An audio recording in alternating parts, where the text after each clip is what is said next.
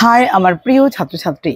তো এখন আমি আলোচনা করতে চলেছি ক্লাস 11 স্টুডেন্টদের জন্য সেকেন্ড সেমিস্টারে যে ইংলিশ সিলেবাসে যে পোয়েমস তোমাদের রয়েছে তার মধ্যে আজকে আমি একটি পোয়েম আলোচনা করব।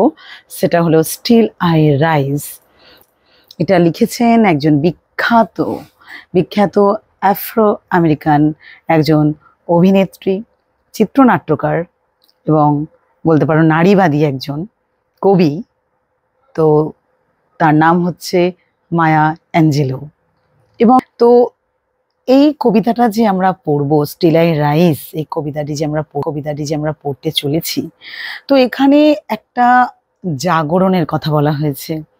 অর্থাৎ দেখব যে না, কবি যখন আর কি কবিতাটাই লিখেছেন, অর্থাৎ তিনি দেখেছেন যে মানে অনেক দিন ধরে লক্ষ লক্ষ আফ্রো আমেরিকানদের ওপরে অত্যাচারী শ্বেতাঙ্গদের অত্যাচারের বিরুদ্ধে মানে তিনি কিভাবে কবির একটা দৃঢ় প্রতিবাদ আর কি এই কবিতাটির মধ্যে আমরা পাই।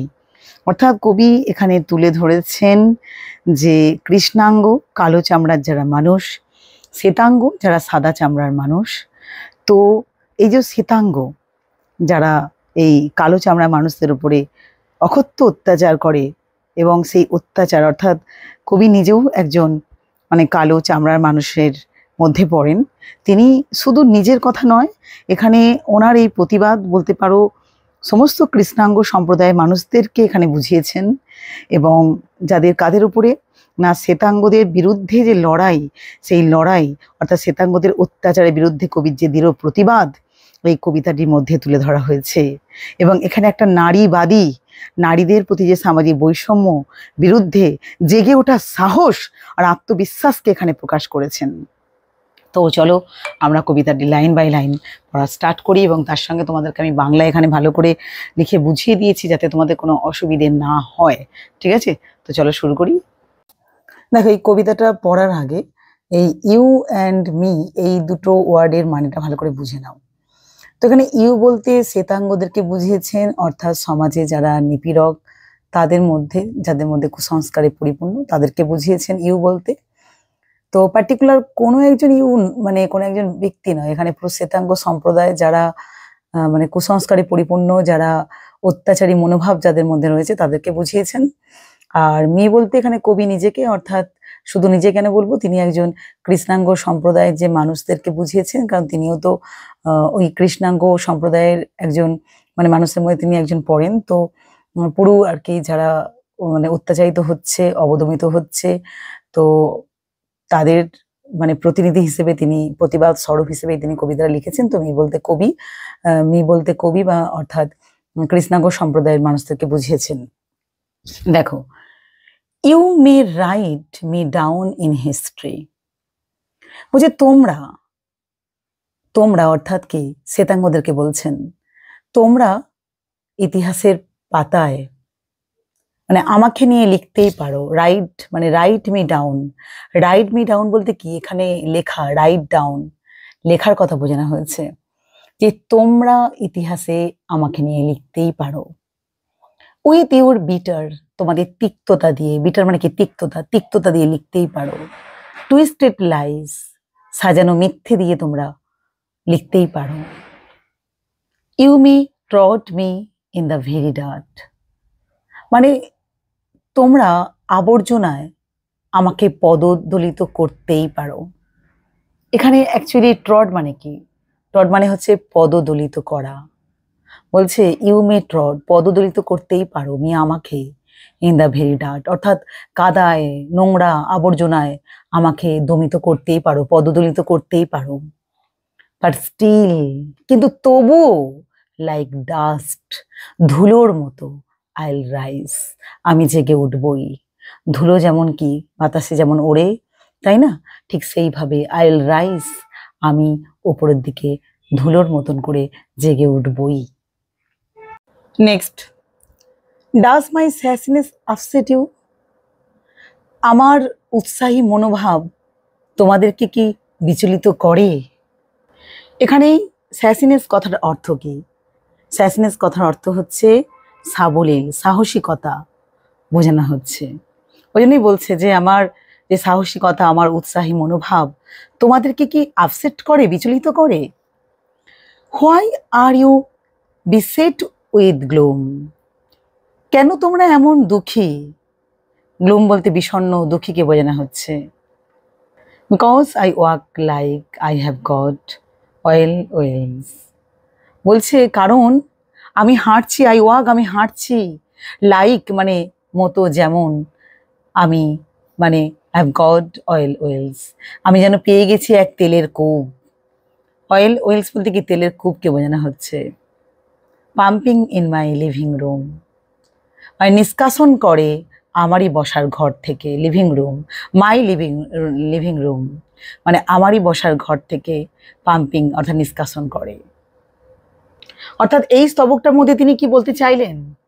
কবি দ্বিতীয় স্তবকটির মধ্যে বলতে চাইছেন যে তার যে উৎসাহী, তার যে প্রাণবন্ত, তার যে মনোভাব তিনি উল্লেখ করেছেন, এবং তিনি মানে প্রশ্ন করেছেন তার এই যে উৎসাহী প্রাণবন্ত তাদের বিরক্ত করছে কিনা। এবং কবি আরো জানতে আরো ইচ্ছুক কেন তার সমাজের লোকেদের বিষণ্ণ বা দুঃখী লাগছে। তিনি এটাও মানে বুঝতে পেরেছেন যে তারা তার অর্জিত যে সাফল্য, তার যে কৃতিত্বের কারণে তারা একটা রাগান্বিত বোধ করছে। তিনি ওই সমস্ত ব্যক্তিদেরকে তিনি ব্যঙ্গ বিদ্রুপ করে তিনি বলেছেন যে তার লিভিং রুমে অর্থাৎ তার নিজের বসার ঘরেই এই তেলের কূপ কি না মানে থেকে তেল নিষ্কাশন করেছেন, যা তার সম্পদের একটা প্রতীক হিসেবে এখানে উল্লেখ করা হয়েছে। এইভাবেই কবি নিজের যে একটা জাগরণের যে একটা বিষয় সেটাকে তিনি তুলে ধরেছেন। নেক্সট, জাস্ট লাইক মুনস মানে ঠিক যেমন চাঁদ, অ্যান্ড লাইক সানস যেমন সূর্য, with the certainly of tides জোয়ারের যে ঢেউ এর মতোই যেন নিশ্চিত। Just like hopes springing high ঠিক যেমন ঊর্ধ্বমুখী যে একটা আশা, সেই আশার কথা বোঝানো হয়েছে। স্টিল আইল রাইজ তেমনভাবেই জেগে উঠবো আমি। অর্থাৎ এখানে কবি কি বলতে চাইছেন এই স্তবকটার মধ্যে, যে চাঁদ আর সূর্যের সাথে তুলনা করেছেন তিনি নিজেকে তিনি চাঁদ আর সূর্যের সঙ্গে তিনি তুলনা করেছেন, মুনস অ্যান্ড সানস। এবং এই চাঁদ আর সূর্যের যে কি বলবো তাদের যে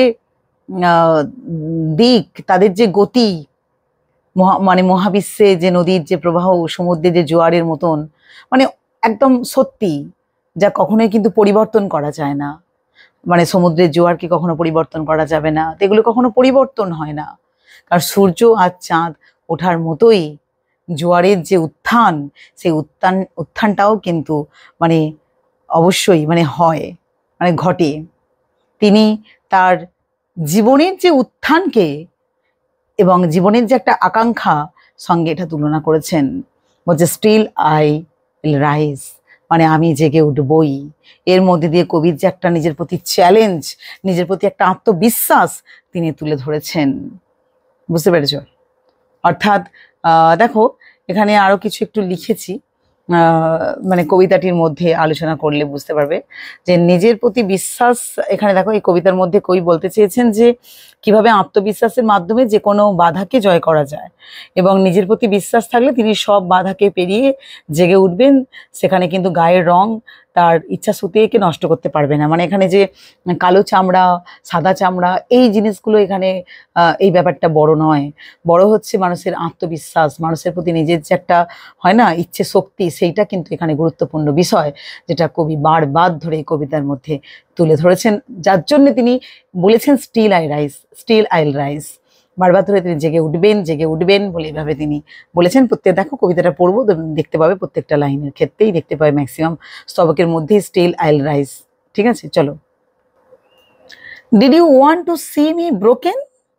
তোমরা কি আমাকে অসুখী মানে আমাকে ভগ্ন, মানে আমি ভেঙে পড়েছি তোমরা দেখতে চাও? আমাকে অসুখী দেখতে চাও?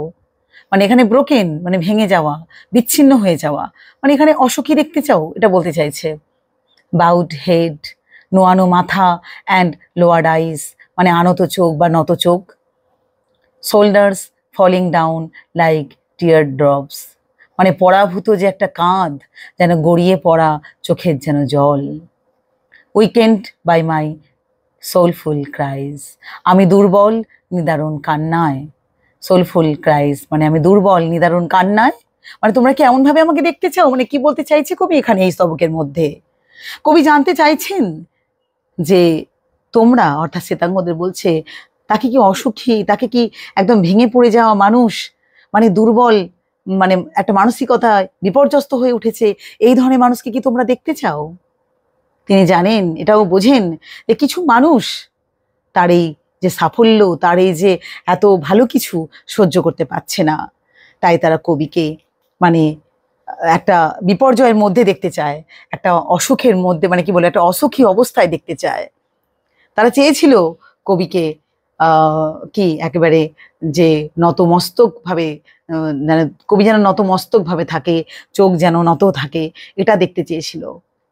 কিন্তু আর তার আবেগময় যে কি বলবো কান্না, তার অশ্রু যে বিন্দু, যেন তার কাঁধে একজন ভগ্ন হৃদয় নারী রূপে তিনি দেখতে, মানে একটা মানে ভেঙে যাওয়া, একটা দুর্বল, একটা কান্নায় মানে অশ্রুতে মানে পরিপূর্ণ একটা নারীকে এমন দেখতে চেয়েছিল হয়তো তারা। কিন্তু এখানে কবিকে শুধুমাত্র বাইরে থেকেই এখানে কি বলবো বিপর্যয় বিপর্যস্ত দেখতে চাননি, বরং তার আত্মার অন্তঃস্থল থেকেও ছিন্ন ভিন্ন অবস্থায় দেখতে চেয়েছিলেন, অর্থাৎ সোলফুল ক্রাইস, মানে যেন নিদারুণ কান্নায় দেখতে চেয়েছিলেন। তাহলে ব্যাপারটা বুঝতে পেরেছো যে কি বললো, যে এইভাবে একটা নারীকে তার মধ্যে যে জাগরণ ঘটতে পারে সেটা তারা বিশ্বাস করতে পারছে না। ভাবছে যে না, এ তো দুর্বল নারী, এ তো মানে একজন অসুখী নারী, একজন হয় না মাথা নতমস্তক করে থাকাই আর কি এর মানে উচিত, চোখের জল ফেলেই এর কাটানো উচিত। তো কবিকে বলছে যে তোমরা কি এভাবেই দেখতে চাইছো আমাকে? ঠিক আছে, কিন্তু না, কবি তো তিনি সেভাবে নিজেকে দেখা দিতে চাইছেন না, একদম ভেতর থেকে, বাইরে থেকে তো নয়, এছাড়া তার অন্তর থেকেও তিনি চাইছেন জেগে উঠবেন। দেখো আমরা তারপরে স্তবকটা আলোচনা করি। Does my haughtiness offend you, আমার ঔদ্ধত্য, আমার যে সাহসী কি তোমাদের রুদ্ধ করে? Don't you take it hopeful hard, এতটাও খারাপ ভেবে নিও না, বলছে don't you take it hopeful hard, তোমরা এতটাও আমাকে খারাপ ভেবে নিও না। বিকজ আই লাভ, কারণ আমি হাসছি, like I have got gold mines, যেন আমি সোনার খনি, মাইন্স মানে গোল্ড মাইন্স মানে সোনার খনি যেন পেয়ে গেছি। Digging in my own backyard, সেটা আবার কোথায়? নিজের বাড়ির যে পিছনের উঠোনেই সোনার খনিটা খুঁজে পেয়েছি। কি বলছে এখানে কবি? এখানে বলতে চাইছে যে তার এই কি বলবো মানে তার এই ঔদ্ধত্য, তার যে এই যে সাহসী হটিনেস, এই ব্যাপারটা তাদেরকে কি খুব খুব বিরক্তির মানে বিরক্ত তৈরি করছে, বিরক্তির কি কারণ হয়ে উঠেছে, এবং তিনি এটা অনুমান করছেন যে তার এই সাহসী হওয়ার জন্য সবাই তার উপরে প্রচণ্ড পরিমাণে রাগান্বিত হয়ে উঠেছে, এবং তাই তিনি এটা তার যে গুণাবলী, তার যে তারা যেন গুরুত্ব সহকারে না নেয়, এতে বিরক্ত বোধ করার কিছু বিষয় নেই, কারণ তিনি সুখ আর সাফল্যের হাসিকে গোল্ড মাইন্সের সঙ্গে তুলনা করেছেন। তার এই যে সুখটা, তার এই হাসিটাকে কার সঙ্গে তুলনা করেছে? গোল্ড মাইন্স অর্থাৎ সোনার খনির সঙ্গে তুলনা করেছেন। তিনি যেন একজন সোনার খনির মালিক হয়ে উঠেছেন, যিনি তার নিজের উঠানেই, মানে ভাবো মালিক না হলে কি করে তার নিজের বাড়ির উঠানের মধ্যেই সে সোনার খনিটা খুঁজে পাবে, তাই না? তো তাদেরকে এটা বোঝাচ্ছে যে সে হচ্ছে সেই সোনার খনির মালিক, যিনি তার নিজের উঠোনেই সোনার খনিটা খুঁজে পেয়েছেন। কবি এইভাবে তার যে সাফল্য, সেই সাফল্যটাকে তিনি কিভাবে উপভোগ করছেন সেইটার কথা এখানে বলতে চেয়েছে। নেক্সট দেখো, you may shoot me with your words, তোমাদের কথায় আমাকে বিদ্ধ করতেই পারো, আমাকে শেষ করতে পারো, আমাকে বিদ্ধ করতে পারো, ঠিক আছে। You may cut me with your eyes, তোমাদের চোখের দৃষ্টিতে আমাকে ক্ষতবিক্ষত করে দিতে পারো। ইউ মে কিল মি, তোমরা আমাকে মেরে ফেলতে পারো উইথ ইউর কি হেটফুলনেস, তোমাদের ঘৃণায় আমাকে মেরে ফেলতে পারো। বাট স্টিল, কিন্তু তবুও, লাইক এয়ার মানে বাতাসের মধ্যে, আইল রাইজ, আমি জেগে উঠবই। তাহলে বুঝতে পেরেছো যে কবি নিজেকে বলছে তোমরা তোমরা অর্থাৎ শ্বেতাঙ্গদেরকে বলছে তোমরা আমাকে মেরে ফেলতে পারো, আমাকে বিদ্ধ করতে পারো, আমার আমার মানে চোখের দৃষ্টিকে আমাকে আরো ক্ষতবিক্ষত করতে পারো, তোমাদের চোখের দৃষ্টিতে আমাকে তোমরা ক্ষতবিক্ষত করে ফেলতে পারো, তোমাদের ঘৃণা হয়তো তোমরা এতটাই আমাকে ঘৃণা করো যে আমাকে হয়তো মেরে ফেলতে পারো, কিন্তু না, আমি কিন্তু বাতাসের মধ্যে আমি আবার নিজেকে জাগিয়ে তুলবই। তারপরে দেখো, ডাজ মাই সেক্সনেস আপসেট ইউ, আমার যে রূপের আকর্ষণীয়তা কি তোমাদের বিচলিত করে, অর্থাৎ আমার যৌন আবেদন কি তোমাদেরকে বিচলিত করে? Does it come as a surprise, এটা কি একটা বিস্ময়? দ্যাট আই ড্যান্স, যে আমি নাচছি, লাইক যেন আই হ্যাভ গট ডায়মন্ডস, আমি পেয়ে গেছি হিরে, at the meeting of my thighs, আমার উরুযুগলের সঙ্গমে। তারপরে কি বলছে, out of the hearts of history same, কলঙ্কের ইতিহাসের কুঠুরি থেকে বেরিয়ে আই রাইজ, আমি জেগে উঠেছি, up from a past that's rooted in pain, যন্ত্রণার অতীত থেকে, একদম যন্ত্রণার যে শিকড়, সেই শিকড়ের যে অতীত থেকে বেরিয়ে আই রাইজ, আমি জেগে উঠেছি, I am A black ocean, আমি এক কালো মহাসাগর। মানে নিজে যেহেতু এক কৃষ্ণাঙ্গ সম্প্রদায়ের মধ্যে পড়ছে, তাই জন্য বলছে দেখো I M A black ocean, আমি এক কালো মানে কৃষ্ণ মহাসাগর বা কালো মহাসাগর। লিপিং মানে একটা কি বলছে, অ্যান্ড হোয়াইট মানে অসীম ও উত্তাল, মানে অসীম এবং কি লিপিং মানে উত্তাল। Welling and swelling I bear in the tide, উৎসারিত এবং উদ্ভাসিত আমি প্রতিহত করি জোয়ারের প্রবল তাণ্ডবকে। কি করি না, জোয়ারের প্রবল তাণ্ডবকে। Leaving behind nights of terror and fear, বলছে আতঙ্ক আর ভয়ের রাতগুলোকে পিছনে ফেলে, লিভিং বিহাইন্ড ফেলে, আই রাইজ আমি জেগে উঠছি, into a daybreak that's wondrously clear, মানে বলছে এক বিস্ময়কর স্বচ্ছ সকালে, ওয়ান্ডারসলি ক্লিয়ার মানে এক বিস্ময়কর স্বচ্ছ সকালে কি আই রাইজ আমি জেগে উঠছি। Bringing the gifts that my ancestors gave, মানে অ্যানসেস্টরকে মানে পূর্বপুরুষদের উপহার বহন করে, ব্রিঙ্গিং দ্য গিফটস বহন করে মানে পূর্বপুরুষদের উপহার বহন করে, আই অ্যাম দ্য ড্রিম, আমি dream and the hope of the slave, slave বলতে কৃতদাস, কৃতদাসদের আমি স্বপ্ন এবং হতভাগ্যের আশা, আই এম দ্য ড্রিম মানে আমি স্বপ্ন অ্যান্ড দ্য হোপ আশা অফ দ্য স্লেভ কৃতদাসদের। আই রাইজ আমি জেগে উঠছি, আই রাইজ আমি জেগে উঠছি, আই রাইজ আমি জেগে উঠছি। অর্থাৎ এই রাইজ কথাটা বারবার ধরে যে বলেছে আমি জেগে উঠছি, আমি জেগে উঠছি, তো এর মধ্যে দিয়ে কবি বারবার ধরে পুনরাবৃত্তি করেছে এই বিষয়টাকে। তো এখানে কবির মধ্যে একটা সাহসিকতা, একটা জয়ের, একটা উল্লাসের কথাটা উঠে এসেছে এবং তিনি একদম মানে নিশ্চিত তার উত্থানের বিষয়, এবং তিনি একটি শ্রেণীর একটা সম্মিলিত বিপ্লবী কণ্ঠস্বর, যে শ্রেণী দিনের পর দিন লক্ষ লক্ষ বছর ধরে নিপীড়িত, অত্যাচারিত মানে প্রতারিত হয়ে আসছে, তো সেই সমস্ত মানুষদের প্রতিনিধি হয়ে তিনি বলতে চাইছেন আমি আমি জেগে উঠছি। অর্থাৎ তিনি যেন একটা আত্মবিশ্বাসের ওপরে মানে আত্মবিশ্বাস তিনি এখানে জাগিয়ে তোলার চেষ্টা করেছেন এই কবিতার মধ্যে। সত্যিই খুব অসাধারণ একটা কবিতা আমরা আলোচনা করলাম, যে নারীদের একটা যে প্রতিবাদী একটা রূপ, তার সঙ্গে কৃষ্ণাঙ্গ দের যে একটা প্রতিবাদী ভাষা এবং শ্বেতাঙ্গদের বিরুদ্ধে, সেটা আমরা দেখলাম। ঠিক আছে, ভালো লাগলে অবশ্যই তোমরা কমেন্ট, লাইক, শেয়ার করো। আমি চেষ্টা করবো এখান থেকে ইম্পর্টেন্ট প্রশ্ন উত্তর নিয়ে আলোচনা করতে, এবং তোমরা প্লিজ কমেন্ট করো যাতে তোমাদের সিলেবাসে যা যা রয়েছে যেন আমি ভালো করে আলোচনা করে দিতে পারি। তো তোমরা প্লিজ একটু কমেন্ট করো, তাহলে আমার কমেন্ট, লাইক, শেয়ার, সাবস্ক্রাইব, তাহলে কিন্তু আমার মধ্যে একটা হয় না একটা উৎসাহী মনোভাব, মানে আমার মধ্যেও একটা জাগরণ ঘটবে। ঠিক আছে, ঠিক যেভাবে এখানে তোমার কবি আমাদেরকে জাগিয়ে তোলার চেষ্টা করেছেন। তো তো একটা টিচার, সেই টিচার জেগে ওঠে কিসের জন্য না, তার ছাত্রছাত্রীদের ভালোবাসার জন্য, তাদের মানে তাদের ভালোবাসা, তাদের তারা যতটা প্রেরণা দেয়, সেই হিসেবে একটা টিচার কিন্তু একটা পরিপূর্ণতা লাভ পায়। ঠিক আছে, তো চলো সকলে খুব ভালো থেকো, টাটা।